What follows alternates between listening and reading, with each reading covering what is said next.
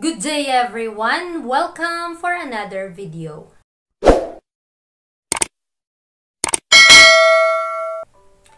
Ang ating pag-aaralan na muli ngayon ay nasa chapter 14 na po tayo ng Messages to Young People entitled Lakas ng Loob. So samahan niyo po akong pag-aralan ito. Sabi dito, ang mga magtatagumpay sa wakas ay makakaranas ng mga panahon ng matinding kalituhan at pagsubok sa kanilang relihiyosong buhay.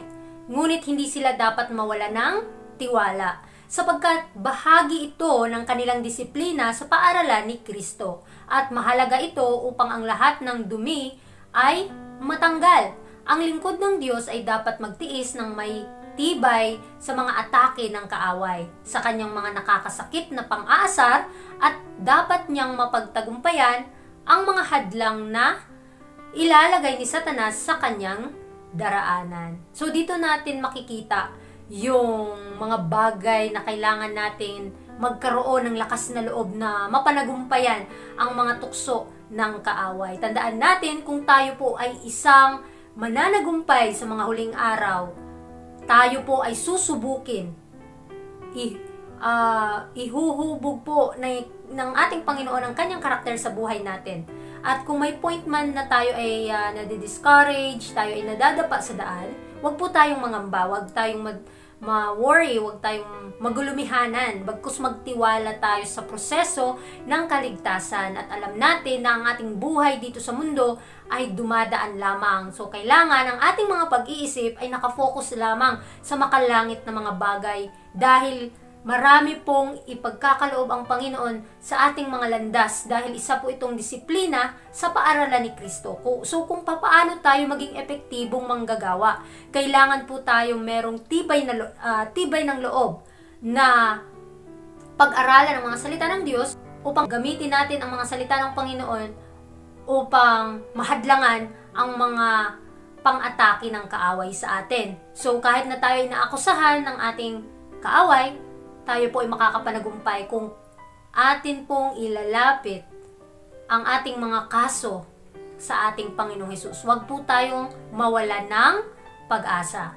So sinasabi pa dito, si Satanas ay susubok na hadlangan ang mga tagasunod ni Kristo upang hindi sila makapanalangin o makapag-aral ng kasulatan, at itatapon niya ang kanyang mapanlikhang anino sa daan upang itago si Jesus sa kanilang paningin, at isara ang pananaw sa kanyang pag-ibig at sa kaluwalhatian ng pagpamana sa langit. Ang kanyang kasiyahan ay ang magdulot sa mga anak ng Diyos na maglakad ng may pag-aalinlangan, nanginginig at nahihirapan sa ilalim ng patuloy na pagdududa. Nais niyang gawing kasing lungkot ng maaari ang daan. Ngunit kung patuloy kang tumingin pataas, hindi pababa sa iyong mga pagsubok, hindi ka mapapagod sa iyong paglalakbay. Makikita mo si Jesus na umaabot ng kanyang kamay upang tulungan ka, at kailangan mo lamang ibigay ang iyong kamay sa kanya ng may simpleng tiwala, at hayaang akayin kanya sa pagbuo ng tiwala, magiging puno ka ng pag-asa. So dito, mapapansin natin mga kapatid na kahit gaano man tayo sinusubukan ng kaaway, alam natin na binibigyan tayo ng Panginoon ng kalakasan para makapanagumpay doon. So, ilang beses na hinahadlangan ng kaaway tayong mga tagasunod ni Kristo na maalam pa ang kasulatan na mag-aral nito, kailangan tayong magpatuloy sa gawain.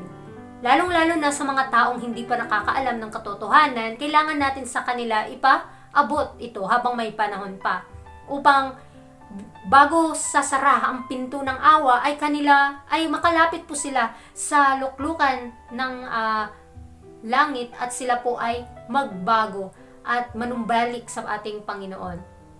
So kailangan tayong mga tao, huwag po tayong mag-alinlangan, huwag po tayong magdadalawang isip, upang hindi po tayo mapanghinaan. Dahil maraming mga tao ngayon, kahit nakakaalam na ng katotohanan, minsan ay nagdududa pa sa kanilang natatanggap na liwanag. Kaya kailangan, kung atin po itong nalalaman, atin pong ipagkaloob sa Panginoon yung mga bagay na hindi natin maunawaan upang tayo ay kanyang matulungan. So, alam natin na tayo ay binibigyan ng kalakasan, atin po nawang itong gamitin para makapanagumpay sa mga pagsubok sa buhay. So, nakikita natin sa ating pag-aaral ngayong mga oras na ito, na ang ating Panginoong Hesus ay kaya niya tayong iligtas, anuman yung ating posisyon, anuman yung ating sitwasyon. Ang atin lang lalapit tayo sa Kanya. At nawa ay magbuo tayo ng tiwala na siya ay punong-puno ng pag-asa. Huwag po tayong mangamba, huwag tayong magulumihanan, huwag tayong titingin sa mga pagsubok na ating pinagdadaanan. Bagkus kung tayo ay sinusubukan at inaakusahan ng kaaway, tayo po ay magwawagi sa laban dahil meron tayong Panginoon at tagapagligtas na tutulungan niya tayo at bibigyan ng kalakasan sa ating mga kahinaan. At isa din sa pinakapunto dito na alam ng kaaway na tayo ay makakapanagumpay sa mga huling araw. Kaya doble yung pagsisikap niya na tayo ay mawala sa landas ng katwiran. Kaya tandaan natin, anuman yung mga pagsubok na ating pinagdadaanan, tayo po ay magpatuloy sa gawain na iniatas na sa atin ng Panginoon. Dahil anuman ang magiging resulta nito, kapag tayo ay magtitiwala ng lubos sa ating Panginoon, tayo po ay magwawagi at bibigyan ng korona sa mga huling araw. Nawa ay marami po tayong matututunan sa oras na ito na ang Panginoon ay nandyan lang, binibigyan tayo ng lakas ng loob para makapanagumpay.